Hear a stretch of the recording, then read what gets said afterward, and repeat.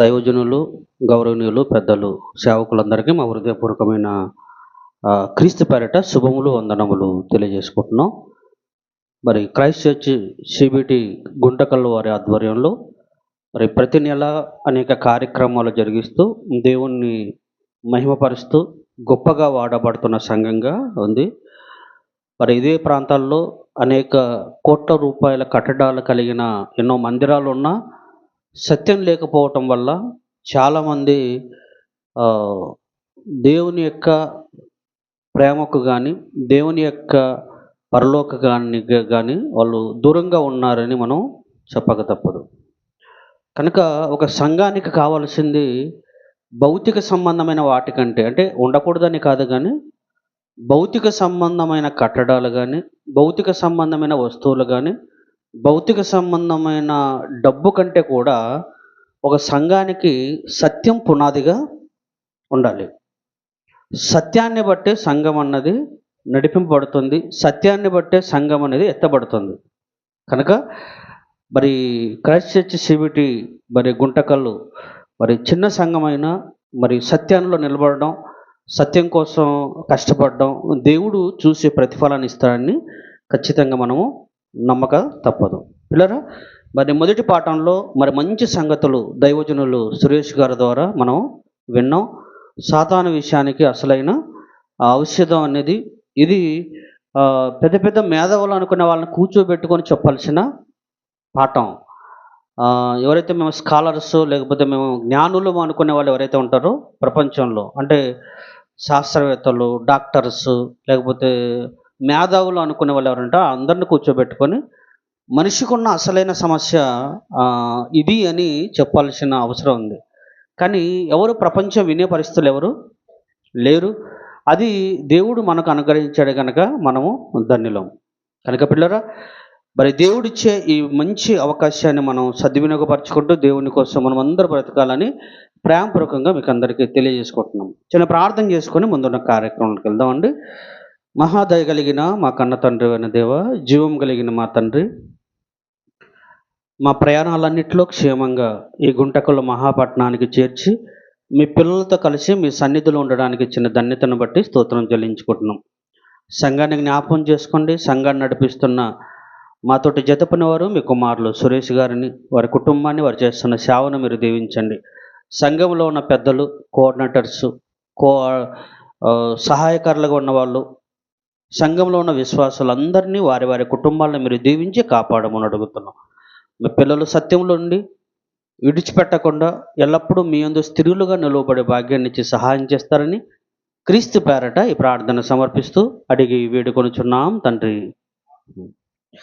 ప్రేమను దేవుని వారలారా, ఇక రెండవ పాఠంగా మనం ఎంచుకున్న పాఠం దేవుడిచ్చే రెట్టింపు ఘనత అనే ఒక పాఠాన్ని గురించి మనం ఆలోచిద్దాం. దేవుడిచ్చే రెట్టింపు ఘనత. అంటే ఈ భూమి మీద మనుషులు తమ తమ పనులను బట్టి, తమ తమ స్థాయిని బట్టి, లేక వాళ్ళకున్న ప్రతిభను బట్టి, లేకుండా వాళ్ళకున్న కృషి అంటే టాలెంట్ని బట్టి ప్రపంచంలో ఎన్నో రివార్డులు అందుకుంటున్నారు, ఇస్తున్నారు ప్రభుత్వాలు కూడా. అంటే ఈ ప్రభుత్వాలు ఇచ్చే మొదటి అవార్డులో భారతరత్న అనే ఒక అవార్డు ఉంది. ఇది మొదటి మరి పౌరసత్వానికి గుర్తుగా ఈ అవార్డుని ఇచ్చేస్తారు. ఆ తర్వాత పద్మభూషణ్ అని, పద్మవిభూషణ్ అని, లేకపోతే సినిమా వాళ్ళకి ఇచ్చే ఉత్తమ నటులని, క్రీడాకారులకు ఇచ్చే అర్జున అవార్డులని, ఇకపోతే ఈ ప్రపంచంలో ఎన్నో వింతలు చేసిన వాళ్ళకి నోబెల్ ప్రైజెస్ అని, ఎన్నో బహుమతులు, ఎన్నో రివార్డులు, కొంత డబ్బు ఇవ్వడము, వస్తువులు ఇవ్వడము, లేకపోతే లిఖితపూర్వకమైన గుర్తింపు పత్రాలు ఇవ్వడం అనేది సమాజంలో మనం చూస్తాం. అంటే మనిషి తను చేసిన పని కోసం, అంటే సేవాగుణం కావచ్చు, చదువుల్లో కావచ్చు, ఉద్యోగాల్లో కావచ్చు, లేకపోతే ఏదైనా సాధించే విషయాల్లో కావచ్చు, వాళ్ళు సాధించిన విజయాలకు ఎన్నో ప్రతిభలు, లేకపోతే ఎన్నో సన్మానాలు, ఎన్నో ఘనతలు ప్రపంచంలో మనం ఎన్నో చూస్తాం. కానీ ఏ ఘనత అయినా మనకు బ్రతికున్నంత వరకు ఉపయోగపడుతుంది తప్ప చావు తర్వాత మన వెంట వచ్చేది ఇది లేదు. పిల్లరా, బైబిల్ గ్రంథంలో దేవుడు కీర్తనల గ్రంథము 8వ అధ్యాయము కీర్తనల గ్రంథము 8వ అధ్యాయము 3వ వచనం నుండి మనం చూడగలిగితే, నీ చేతి పని అయిన నీ ఆకాశములను నీవు కలగజేసిన ఎన్నో నక్షత్రములను నేను చూడగా, నీవు మనుషుని జ్ఞాపకము చేసుకొనుటకు వాడు ఏ పాటివాడు? నీవు నరపుత్రుని దర్శించుటకు వాడు ఏ పాటివాడు? దేవుని కంటే వాణ్ణి కొంచెము తక్కువ వానిగా చేసి ఉన్నావు. ఏమండి, ఇక్కడ కీర్తనకారుడు మాట్లాడుతూ మనిషి యొక్క స్థితిని గురించి మాట్లాడుతున్నాడు. నువ్వు చేసిన చేతి పని, నువ్వు చేసిన భూమి ఆకాశం నేను చూస్తే అందులో మనిషి ఎలాంటి వాడు? మనిషిని జ్ఞాపకం చేసుకున్నటకు వాడు సూర్యుని కంటే గొప్పవాడు కనబడడం లేదు, చంద్రుని కంటే గొప్పవాడు కనబడడం లేదు, నక్షత్రాల కంటే తేజస్సుగా కనిపించడం లేదు. దేవుడు చేసిన ఆయన చేతి పనిలో ఈ భూమి ఆకాశాల మధ్య బ్రతుకుతున్న ఈ చిన్ని మనిషి, ఇది లెక్కకు కూడా పనికిరానంత స్థాయిలో మనిషి ఉన్నాడు.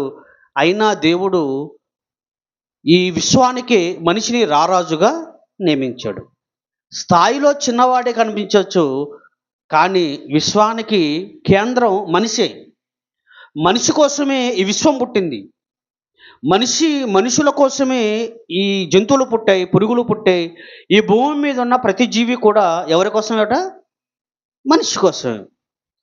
మనిషి స్థాయి చిన్నదైనా, అంటే మనిషి చాలా చిన్నవాడిగా కనబడినా, ఈ అనంత విశ్వం, సూర్య చంద్ర నక్షత్రాలు కావచ్చు, భూమి మీద ఉన్న జంతువులు కావచ్చు, పురుగులు కావచ్చు, భూమి మీద ఉన్న సమస్త విషయాలు కావచ్చు, అన్నీ కూడా ఈ ఈ స్థాయిగా కనబడని మనిషి కోసమే దేవుడు ఇవన్నీ కలిగించాడు. ఏమండి, కానీ ఇప్పుడు మనిషి స్థాయి ఏంటి మీరు చెప్పండి? అప్పుడు మనుషులు ప్రకృతిలో ఉన్న వాటితో పోల్చుకుంటారు. నెలవంక అంటే చంద్రుని లాంటి వెన్నెల కలిగినది, లేకుంటే అందం కలిగినది అని ఆడవాళ్ళను చంద్రునితో పోలుస్తుంటారు. అంటే మనిషి కంటే చంద్రుడు గొప్పవాడనే తక్కువనే? అంటే మనిషి దృష్టిలో చంద్రుడు గొప్పవాడు. ఇకపోతే నెమలి వల్లే నాట్యం చేసే దానిలా కనిపిస్తుందని నెమలితో పోల్చేవాళ్ళు ఉంటారు. అంటే నెమలి కంటే మనిషి చిన్నవాడు కనబడుతున్నాడు కనుక దాంతో పోల్చుకున్నాడు. చంద్రుడి కంటే చిన్నవాడు కనబడుతున్నాడు కనుక దాంతో పోల్చుకున్నాడు. అంటే మనిషి తను తాను సృష్టిలో ఉన్న వాటి కంటే తక్కువగా పోల్చుకుంటున్నాడు. అవి గొప్పవి, ఇవి గొప్పవి అనుకుంటున్నాడే కానీ దేవుని దృష్టిలో మనిషి అన్నిటికంటే గొప్పవాడు, అందరికంటే గొప్పవాడు, అన్నిటికంటే ప్రథంగా ఉన్నవాడు, ప్రథమ ఫలంగా ఉండాలని దేవుడు నిర్మించుకున్నవాడు. కానీ అదే మనిషి చివరికి ఏ స్థాయికి వెళ్ళిపోయాడంటే, ప్రారంభంలో ఆదామవ్వలను దేవుడు సృష్టించే సమయానికి, ఏదైనా తోటలో ఆదామవ్వలను దేవుడు సృష్టించే సమయానికి నిజంగానే మనిషి గొప్పవాడే. ఆదాము జంతువులన్నిటికీ ఏం పెట్టాడట? పేర్లు పెట్టేశాడు. అక్కడ అందులో సింహాలు ఉన్నాయి, పులులు ఉన్నాయి, నక్కలు ఉన్నాయి, ఏనుగులు ఉన్నాయి. అందులో చిన్నవి మొదలుకొని పెద్ద వరకు అన్ని జీవులకు, భూమి మీద ఉన్న అన్ని జంతువులకు, అన్ని జీవులకు ఏం చేశాడు? పేర్లు పెట్టేశాడు. అంటే ఈ భూమి మీద ఉన్న ప్రతి జీవికి పేరు పెట్టేంత స్థాయి ఎవరికి ఉంది? మనిషికి ఉంది. రెండవదిగా ఈ భూమి మీద లేకపోతే ఈ అనంత విశ్వంలో ప్రతిదీ కూడా ఎవరి కింద పెట్టాడట? మనిషి పాదాల కింద పెట్టాడట. మనిషికి ఈ ఓదను దేవుడు ప్రారంభంలో ఇచ్చాడు. ఇక మూడవదిగా మనిషికి అమరత్వాన్ని ఇచ్చాడు. దేవుడు మనిషికి జ్ఞానాన్ని ఇచ్చాడు. రెండవదిగా దేవుడు మనిషికి అధికారం ఇచ్చాడు. మూడవదిగా మనిషికి ఏమిచ్చాడు? అమరత్వాన్ని ఇచ్చాడు. జ్ఞానంతో మనిషి ఈ ప్రకృతిని ఏలడం, లేకపోతే ఈ పరిపాలించడం నేర్చుకున్నాడు. రెండవదిగా అధికారంతో ఈ ప్రకృతిని పాలిస్తూ తనకు అనుకూలంగా మలుచుకోవడం నేర్చుకున్నాడు. మూడవదిగా అమరత్వంతో, అంటే చావు లేని జీవితాన్ని దేవుడు ఇచ్చాడు. అప్పుడు ఆ మనిషిని పాపము చేయనంత వరకు ఆదామును చూస్తే సృష్టిలో అన్నిటికంటే శ్రేష్ఠుడే. ఎవరు? అన్నిటికంటే శ్రేష్ఠుడు. అంటే అమరత్వం ఉన్నవాడు, చావు లేనివాడు, ఆకలి దప్పిలు లేనివాడు, మిగిలిన జీవులు ఎలాగైతే ఉంటాయో వాటికంటే శ్రేష్టంగా కనబడేవాడు. ఎప్పుడైతే ఆదామవ్వలు పాపం చేశారో ఆనాటి నుండి ప్రకృతిలో ప్రతి దానికి తక్కువగా కనబడడం ప్రారంభించాడు. ఏమండి మీరు ఆలోచించండి. అదే ఆదికాండం కీర్తనల గ్రంథం 8వ అధ్యాయము కంటిన్యూగా ఇంకా వచ్చునని మీరు చూడగలిగితే, మహిమ ప్రభావములతో వానికి కిరీటము ధరింపజేసి ఉన్నావు. కిరీటం అంటే, కిరీటం దేన్ని గుర్తండి? అధికారానికి గుర్తు. అంటే నువ్వు కిరీటం ధరించుకొని పరిపాలకుడు. ఎవరు? మనిషి. మనిషి ఈ సృష్టి పరిపాలకుడుగా దేవుడు నియమించాడు. మహిమా ప్రభావములతో నీవు వాని కిరీటమును ధరింపజేసి ఉన్నావు. నీ చేతి పనుల వలన వానికి అధికారం ఇచ్చి ఉన్నావు. అండి, నీ చేతి పనుల మీద వానికి అధికారం ఇచ్చి ఉన్నావు అన్నాడు. కిరీటం పెట్టాడట, అధికారం ఇచ్చాడట.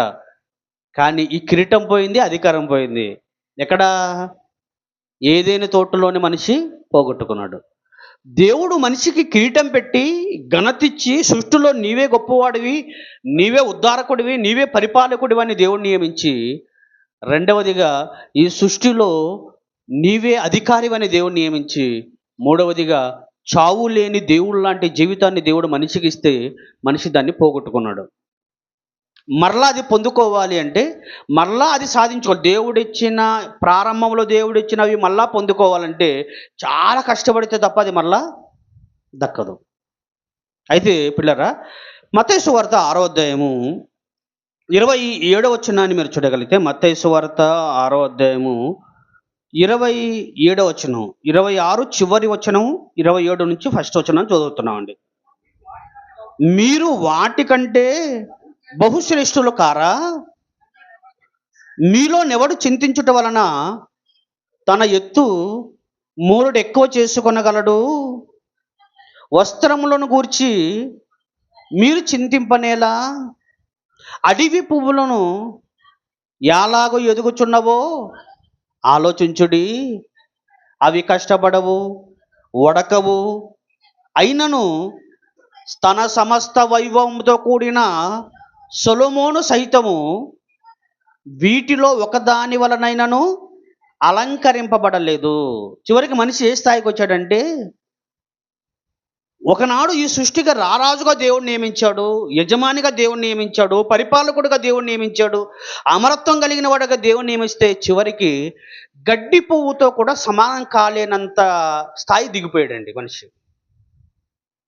గడ్డి పువ్వు జీవితం ఎంతండి? ఉదయం ఉదయిస్తుంది, సాయంకాలానికల్లా ఎండిపోయి వాడిపోతుంది. అదే కదండి.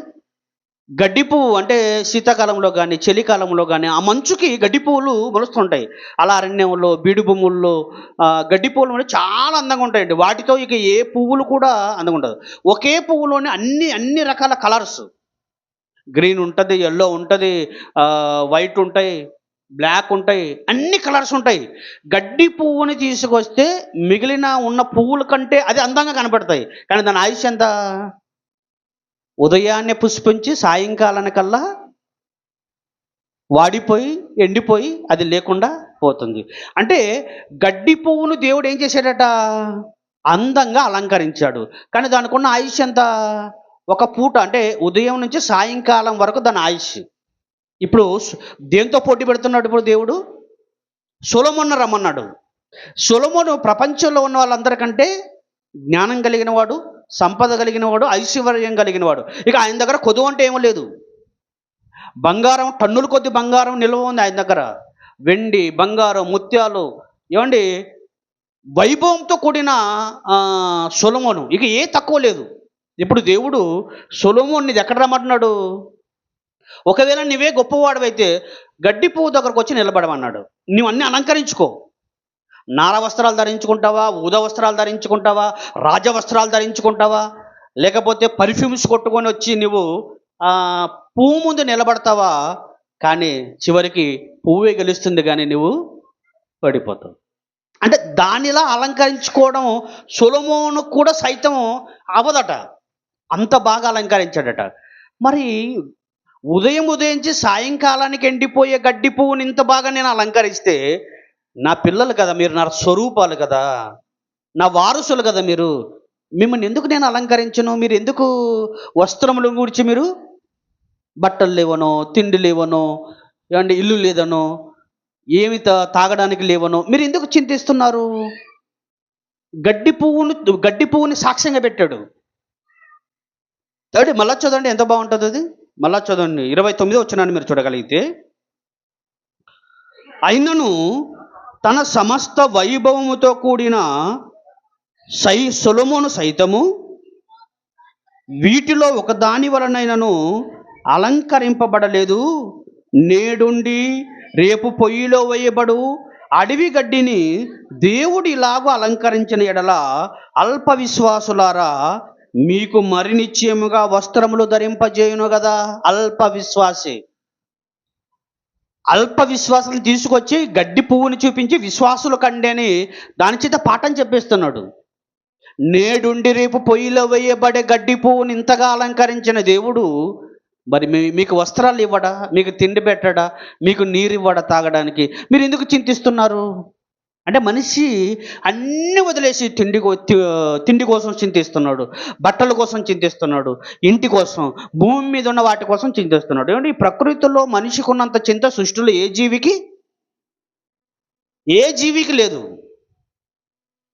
ఏమండి మీరు పక్షులను చూడండి, ఉదయాన్నే ఎగిరిపోతాయి, సాయంకాలానికన్నా హాయిగా గూటిలో చేరుకుంటాయి, ఏ చింత లేదు. జంతువులను చూడండి, వేటాడతాయి, హాయిగా మాంసం తెచ్చుకుంటాయి, తినేస్తాయి, ఏ చింత లేదు. రేపు ఎలా గడపాలనే చింత వాటికి లేదు. రేపు ఏం తినాలనే చింత లేదు. ఎలా ఉండాలి, ఏ గూటిలో ఉండాలనే చింత వాటికి లేదు. మరి మనిషికి ఎందుకు ఇంత చింత అంటే, ఈ సృష్టిలో ఉన్న జీవులకి మనిషికి మధ్య ఒకే ఒక తారతమ్యం ఉంది, ఒకే ఒక భేదం ఉంది, ఒకే ఒక డిఫరెంట్ ఉంది. ఏంటి తెలుసా? సృష్టిలో ఉన్న ఏ జీవిలో కొన్నా, ఏ జంతువులో కానీ పాపం లేదు, కానీ మనిషిలో మాత్రం ఏముంది? పాపం ఉంది. పాపం వల్ల మనిషి చింతల్లోకి వెళ్ళిపోయాడు, పాపం వల్ల మనిషి ఆలోచనలోకి వెళ్ళిపోయాడు, పాపం వల్ల మనిషి విచారాల్లోకి వెళ్ళిపోయాడు, పాపం వల్ల నష్టాల్లోకి, కష్టాల్లోకి వెళ్ళిపోయాడు. మనిషిని ఇంతగా ఇలా మార్చడానికి, ఇలా మారిపోవడానికి కారణం ఏంటంటే పాపమే. ఏ పాపమైతే మనిషిలోనికి ఒకప్పుడు లేదో, మనిషిలోనికి వచ్చిందో, ఆనాటి నుండి మనిషి బ్రతుకు నాశనం అయిపోయింది, మనిషి బ్రతుకు కష్టంలోకి వెళ్ళిపోయింది. ఇప్పుడు దేవుడు మరలా మనిషిని గణపరచాలనుకున్నాడు. ఏదేని తోటలో ఆదాముని ఎలాగైతే గణపరిచాడో, అధికారం ఇచ్చి గణపరిచాడు, కిరీటం ఇచ్చి గణపరిచాడు, అమరత్వాన్ని ఇచ్చి గణపరిచాడో, మరలా దేవుడు మనిషిని గణపరిచి తన కుమారుడిగా ప్రపంచానికి చూపించాలని దేవుడు కోరుకున్నాడు. అందుకే సృష్టి మిగుల ఆశతో ఎవరి కోసం ఎదురు చూస్తుందట? దేవుని కుమారుల. దేవుడు ఎవరిని గణపరుస్తాడో వాళ్ళని చూడాలనుకుంటాయట. దేవుడు ఎవరు కిరీటాన్ని పెడతాడో వాళ్ళని చూడాలనుకుంటాయట. సృష్టిలో ఉన్న ప్రతి పదార్థం కూడా దేవుని కుమారుల ప్రత్యక్షత కొరకు. దేవుడు ఎవరిని తన పిల్లలుగా కోరుకుంటాడో, దేవుడు ఎవరిని తన వారసులుగా కోరుకుంటాడో, దేవుడు ఎవరికి తన ఘనతనిస్తాడో, దేవుడు ఎవరికి తన మహిమపరుస్తాడో ఆటిని చూడాలని సృష్టి ఎదురు చూస్తుంది. ఎవరిని దేవుడు గణపరుస్తాడు? అది కూడా మామూలు ఘనతలా కాదు, రెట్టింపు ఘనత దేవుడు ఇవ్వబోయేది. అంటే ఎప్పుడు ఇస్తాడండి మనకి? రెట్టింపు ఘనత దేవుడు ఇచ్చేది. అంటే ఇప్పుడు ఘనత ఇచ్చి దేవుడు భూమి మీద మనల్ని స్థిరపరిచాడు, కానీ ఇది మనం కోల్పోతాం, ఇది మనం ఇక పొందుకోలేము. కానీ దేవుడు మరలా మనకు రెట్టింపు ఘనతతో మనకు ఇవ్వడానికి సిద్ధంగా ఉన్నాడు. ఒకసారి యెషయా గ్రంథము ఒకసారి మీరు చూడగలిగితే 61వ అధ్యాయము, యెషయా గ్రంథము 61వ అధ్యాయము 7వ వచనాన్ని మీరు చూడగలిగితే, యెషయా గ్రంథము,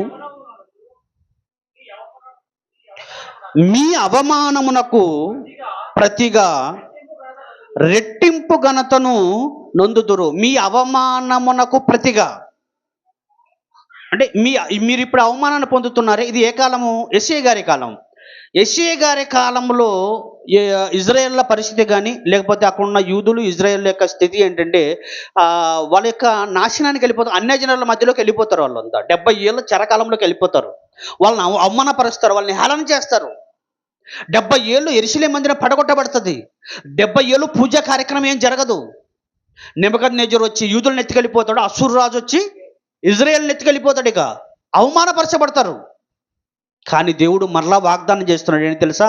మీ అవమానమునకు ప్రతిగా రెట్టింపు ఘనతను పొందుదురు, నిందకు ప్రతిగా తాము పొందిన భాగము అనుభవించువారు సంతోషింతురు. వారు తమ దేశములో రెట్టింపు భాగమునకు కర్తలగుదురు. నిత్యానందము వారికి కలుగును అన్నాడు. మీరు అవమానపరచబడతారు కదా, మీరు బాధలోకి వెళ్ళిపోతారు కదా, దానికి రెట్టింపు భాగము, రెట్టింపు ఘనత అన్నాడు. చూడండి ఇక్కడ, మీరు పొందిన అవమానముకు, మీ అవమానముకు ప్రతిగా రెట్టింపు ఘనత నొందుదురు. నిందకు ప్రతిగా తాము పొందిన భాగము అనుభవింతురు. అవమానము, నిందలు ఎవరికండి? ఇవి పోయిన తర్వాత ఘనత వస్తుంది అంటున్నాడు. మనం ఏమంటున్నాం? ఏమండి, బైబిల్ గ్రంథంలో చాలామంది భక్తులు ఉన్నారు. చాలామంది భక్తుల జీవితాల్లో ఎన్నో సంఘటనలు జరిగిపోయాయండి, ఎన్నో సంఘటనలు జరిగిపోయాయి.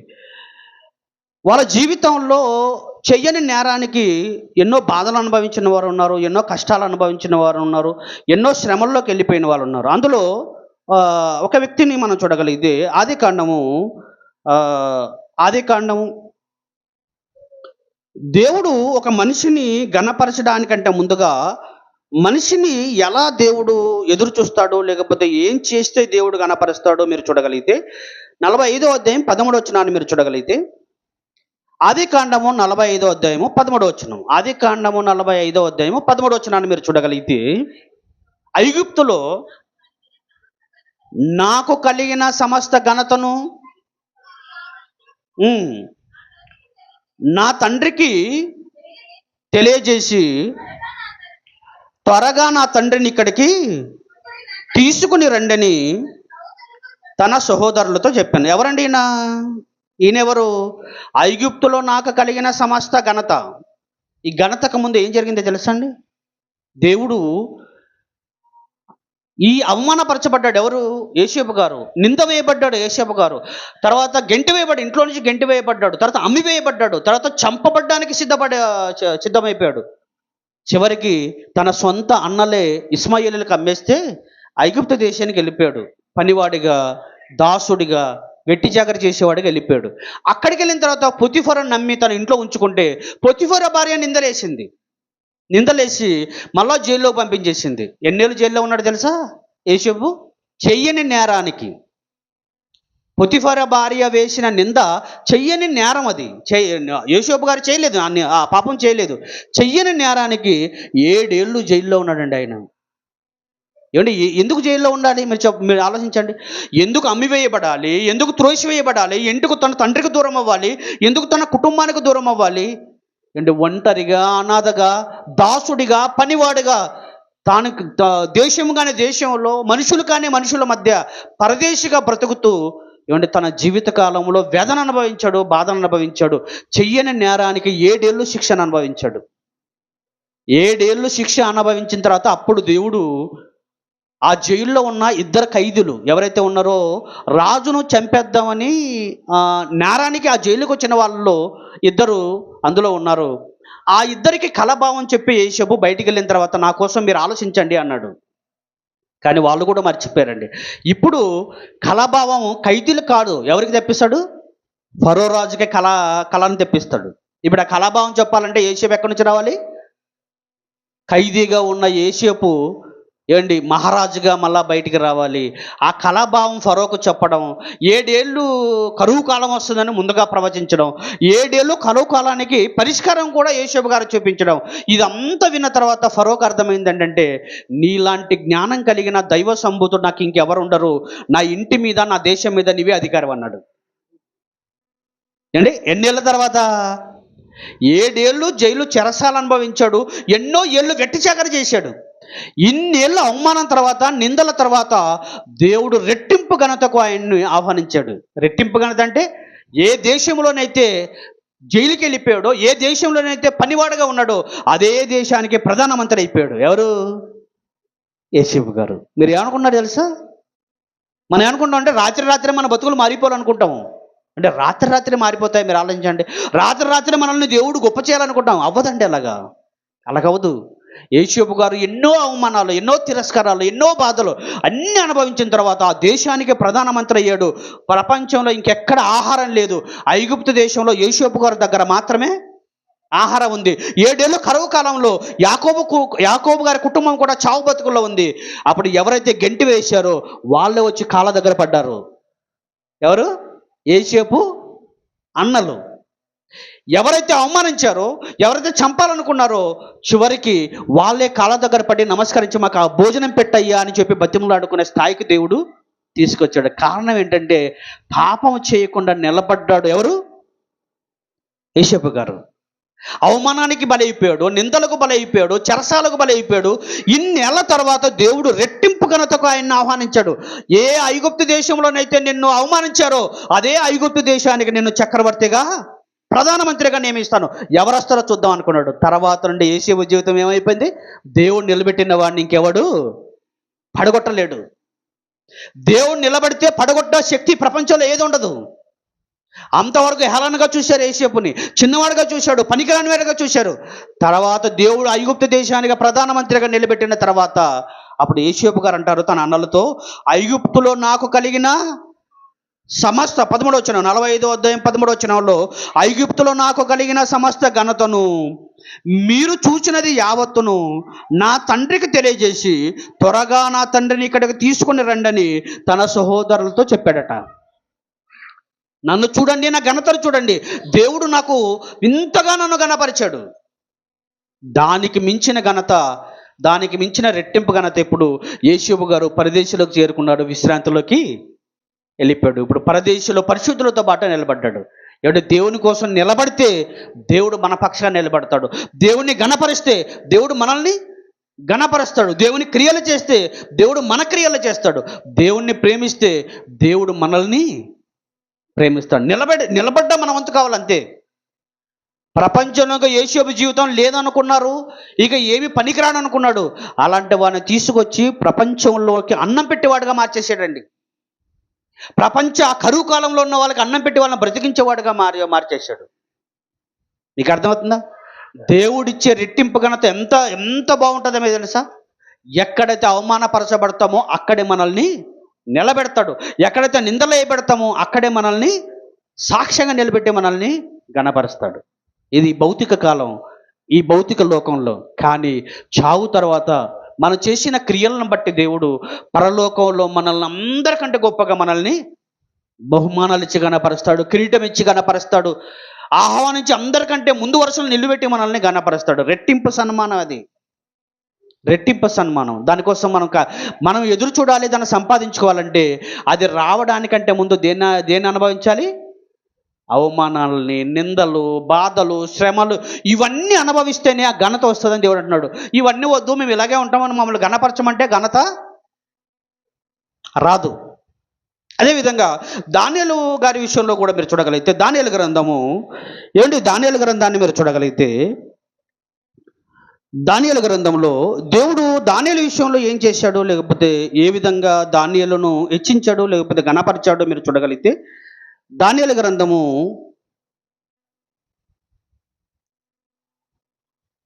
2వ అధ్యాయము 48వ వచనం. దానియేలు గ్రంథము 2వ అధ్యాయము 48వ వచనం.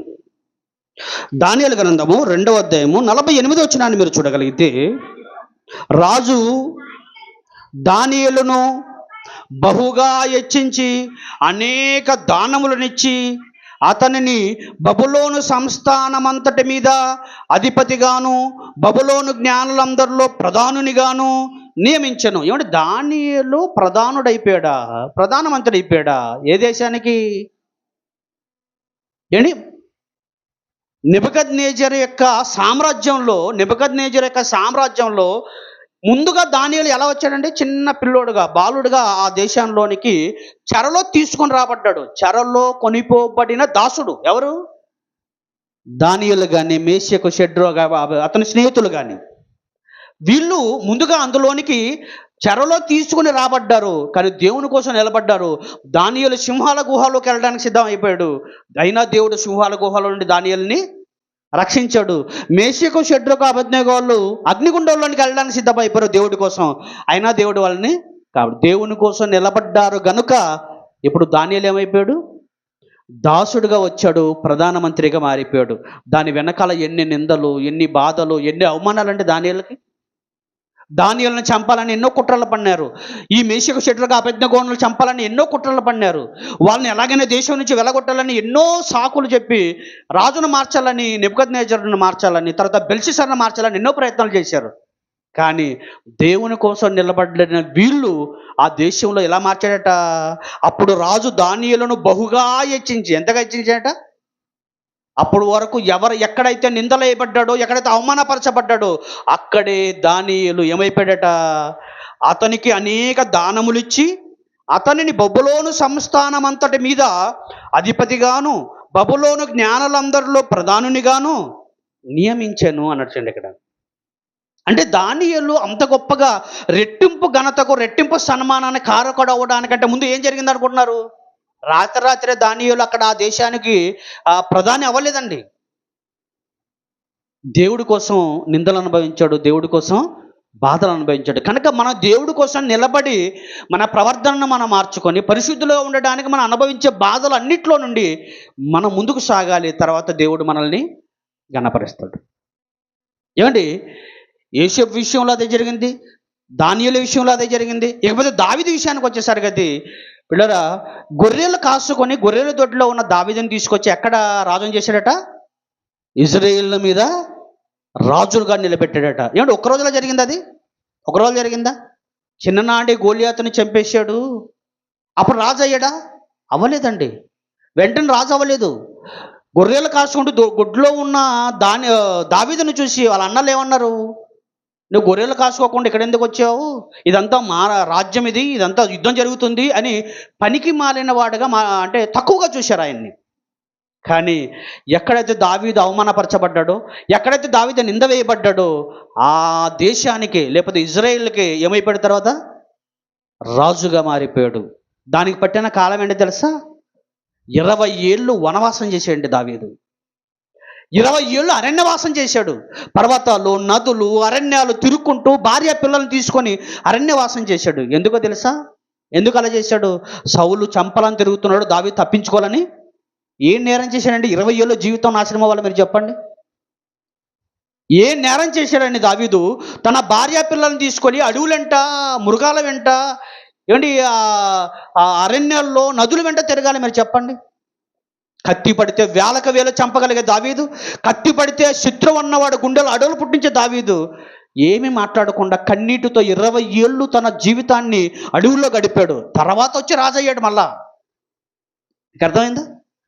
20 ఏళ్ళు సౌలుకు భయపడి, ఏమంటే సౌలును చంపడం పెద్ద సమస్య ఏం కాదండి. వితిన్ సెకండ్లో చంపేశాడు. ఎవరు? గొలియాతు కంటే పెద్ద బలవంతుడేం కాదండి. గొలియాతుని చంపగలిగిన చిన్నప్పుడు గొలియాతుని చంపేశాడు. ఇప్పుడు పెద్ద బలవంతుడు అయిపోయాడు దావీదు. ఇప్పుడు సౌలును చంపాలనుకుంటే విత్ సెకండ్లో లేపేస్తాడు అనుకుంటే. కానీ దావీదు ఎవరికి భయపడ్డాడు? దేవునికి భయపడ్డాడండి. దేవుడు అభిషేకించిన వాడిని ఏం చేయకూడదు? ముట్టకూడదు అనుకున్నాడు. అందుకే భయపడ్డాడు. అతను తరంతుంటే పారిపోయాడు. అతను భయపడి కాదు, దేవునికి భయపడి, దేవునికి గౌరవించి అతను 20 ఏళ్ళ అరణ్య ప్రయాణం తర్వాత, 20 ఏళ్ళ ఆ జీవితం అవమానం తర్వాత, నిందల తర్వాత దేవుడు దావీదును అభిషేకించి రాజుగా మార్చేశాడు. అంటే ఈ రెట్టింపు సన్మానానికంటే ముందు ఏం అనుభవించాడు దావీదు? 20 ఏళ్ళ బాధలు. మరి మనం దేవుడు మనల్ని గణపరచాలి, మనల్ని సన్మానించాలి, దేవుడు మనల్ని మహిమపరచాలి, దేవుడు మనల్ని అంత ఎత్తులో నిలబెట్టాలి అంటే దానికి ముందు ఎన్నో మనం దేవుడి కోసం చెయ్యాలి, అనుభవించాలి, త్యాగాలు చేయాలి. దేవుడి కోసం ఎన్నో మనం నిలబడాలి. ఆ స్థాయి మనం చేరుకోవాలంటే మీరు ఆలోచించండి. అదే యోబు గ్రంథాన్ని చూడగలిగితే, యోబు గ్రంథంలో యోబు గారి యొక్క పరిస్థితి మీరు చూడగలిగితే, యోబు గ్రంథము 42వ అధ్యాయం 10వ వచనం. యోబు గ్రంథము 42వ అధ్యాయం 10వ వచనం. యోబు గ్రంథము 42వ అధ్యాయం 10వ వచనాన్ని మీరు చూడగలిగితే పిల్లరా, మరియు యోబు తన స్నేహితుల నిమిత్తము ప్రార్థన చేసినప్పుడు యెహోవా అతని క్షేమస్థితిని మరలా అతనికి దయచేసెను, మరియు యోబునకు పూర్వము కలిగిన దానికంటే 2 అంతలు అధికముగా యెహోవా అతనికి దయచేసెను. ఏంటి, యోబు గారు ఏదో మొదటి అధ్యాయములో ప్రమాదంలోకి వెళ్ళిపోయాడు. 42 అధ్యాయం వరకు కూడా ఆయనకు క్షేమం లేదండి. ఈ గ్రంథం ముగించే సమయానికి కూడా ఆయనకి ఏం లేదు, క్షేమం లేదు. ఎన్ని అవమానాలు, ఎన్ని నిందలు, చివరికి భార్య కూడా నువ్వు ఎంతవరకు యథార్థతను నువ్వు పట్టుకొని ఉందువు, దేవుని దూషించి ఏమైపోమంది, మరణం కమ్ము, స్నేహితులు దూరం అయిపోయారు. కూడా యోబు ఒకవేళ బాగుందాం అనుకున్న ఒంట్లో ఏం పోయింది, ఆరోగ్యం పోయిందండి. ఒంటికి ఆరోగ్యం లేదు, బూడిదలో కూర్చొని ఒళ్ళు గోక్కుంటున్నాడు. ఇలాంటి స్థితిలో ఉండి కూడా దేవుని మహిమపరిచాడు, దేవుని స్తుతించాడు, దేవుని గణపరిచాడు. ఆయన నోటి నుంచి వచ్చిన మాట ఏంటి తెలుసా? యెహోవా ఇచ్చెను, యెహోవా తీసుకొని పోయెను, యెహోవా నామమునకు స్తుతి కలుగును గాక. ఆయనే ఇచ్చాడు, పిల్లల్ని ఆయన తీసుకెళ్ళిపోయాడు, ఆస్తి ఆయనే ఇచ్చాడు, ఆయన తీసుకెళ్ళిపోయాడు, స్నేహితులను ఆయనే ఇచ్చాడు, ఆయన తీసుకెళ్ళిపోయాడు. చివరికి ఒంటికి ఆరోగ్యాన్ని ఎవరిచ్చారు? ఆయనే ఇచ్చాడు, మళ్ళీ ఆయన తీసుకెళ్ళిపోయాడు. యెహోవా నామమునకు స్తుతి కలుగునగాక అన్నాడు. పిల్లరా, ఈయన స్థితి ఏంటట?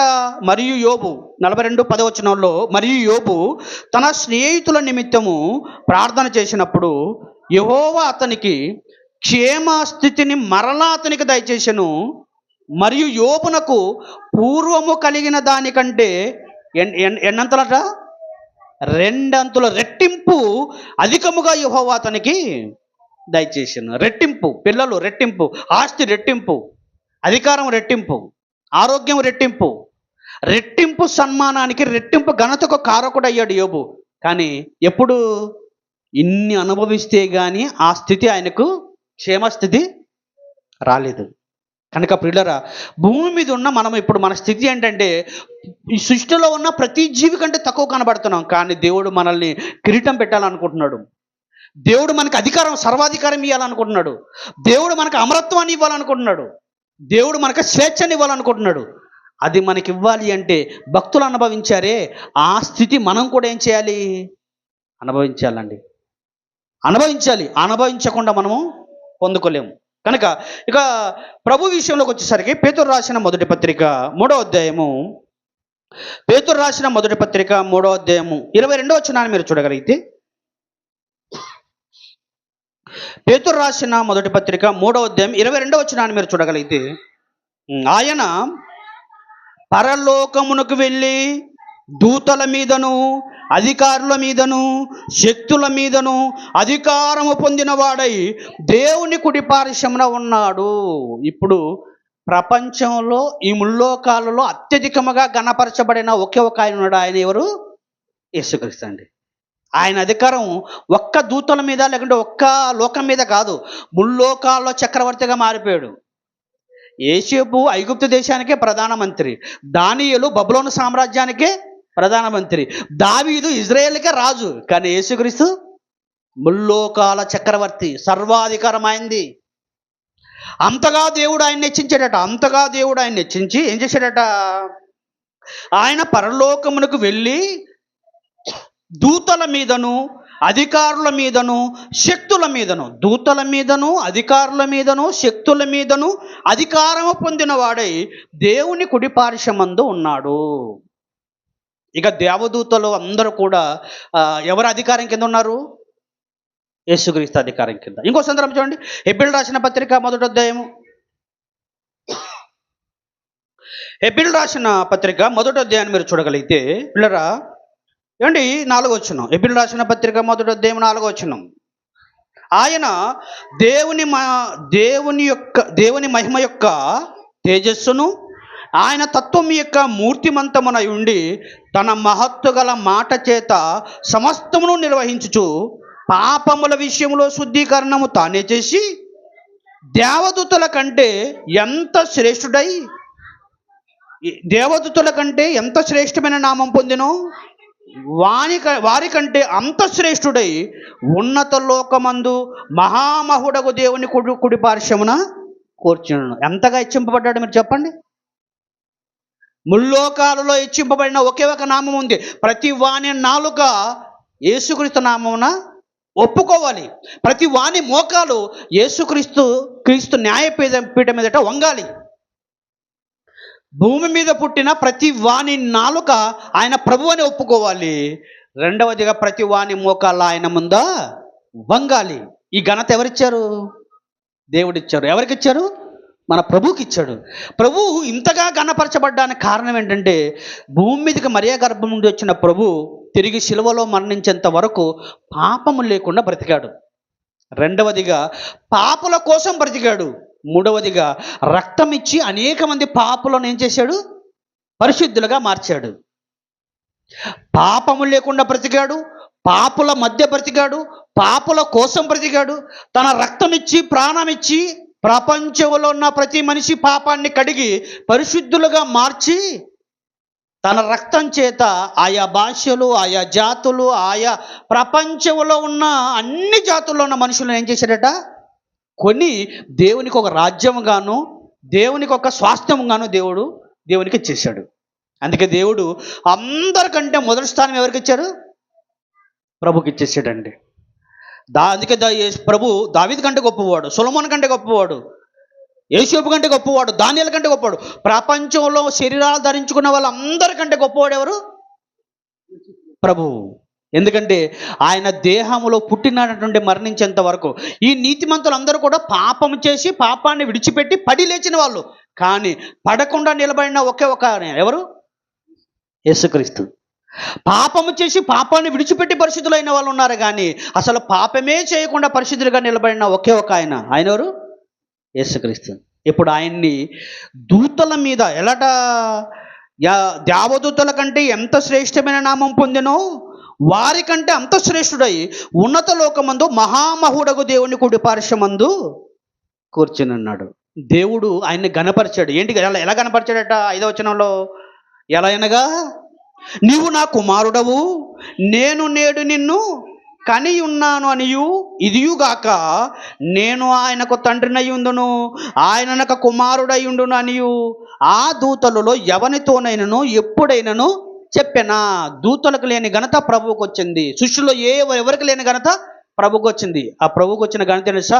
నీవు నా కుమారుడవు, నేను నిన్ను కని ఉన్నాను. నీవు కుమారుడవు, నేను నీకు తండ్రినయ్యుందును అనే ఘనత అండి. కుమారుడిగా స్వీకరించి గణపరిచాడు, అధికారం ఇచ్చి గణపరిచాడు, కిరీటం పెట్టి గణపరిచాడు. మనుషులందరినీ నీ ద్వారానే పరలోకం రావాలని ఆ శాసనం రాసి ప్రభుని గణపరిచాడు. పిల్లరా, మీరు ఆలోచించారా? ఎంతమంది దేవుడు రెట్టింపు ఘనతకు పాత్రులు అయ్యారు కదా, యోగ్యులయ్యారు, అర్హులు అయ్యారు కదా. మన పరిస్థితి ఏంటి?